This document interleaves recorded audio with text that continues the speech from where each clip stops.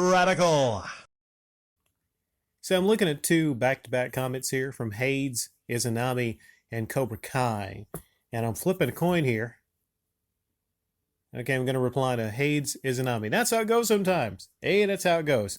Also, Hades, Cobra Kai had an update on Happy Console Gamer, and Hades left me a link to a Silent Rob upload. Now, I haven't been to Silent Rob's channel in a while, but I've always seen him as kind of like a truth teller. You know how you have most of these gaming channels that they parse their words and they don't even curse. Well, Silent Rob, it's a different kind of gaming type channel, but I really wouldn't specify him as like a gaming channel specifically. It's more like lines of just someone who speaks their mind, you know? So me and Silent Rob have a little bit in common, I would say, in that respect. Now, I don't always agree with Silent Rob, but a lot of times he makes a compelling argument for things. And his video was called, well, I'll click on here again. His video is called, What's up, bitches?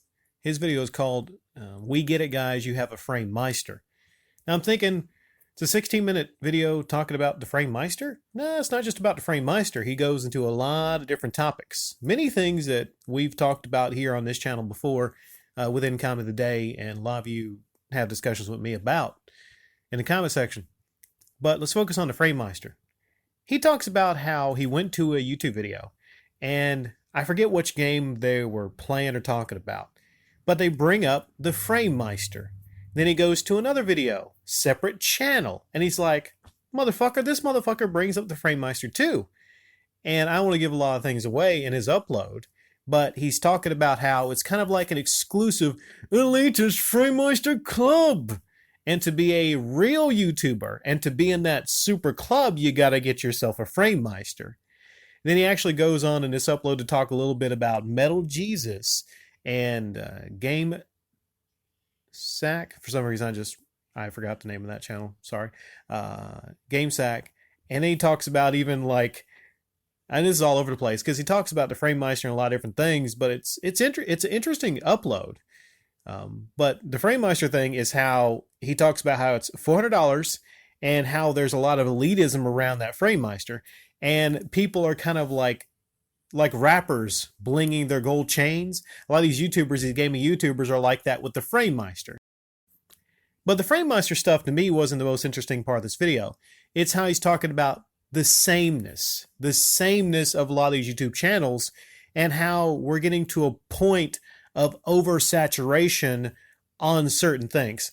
In my sidebar, Rob, in this sidebar, I'm seeing GameSack, the Nintendo Entertainment System review. Now, didn't they probably already at one point do a review of the Nintendo Entertainment System? At some point, you know what? You got certain channels that have been around like GameSack.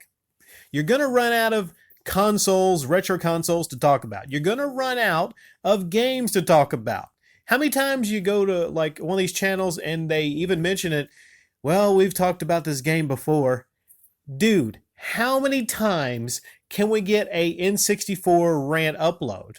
I'm not naming any channels in particular, but do this for me. Go into YouTube and type Superman 64 rant or review, but mostly it's just going to be kind of like a review/rant.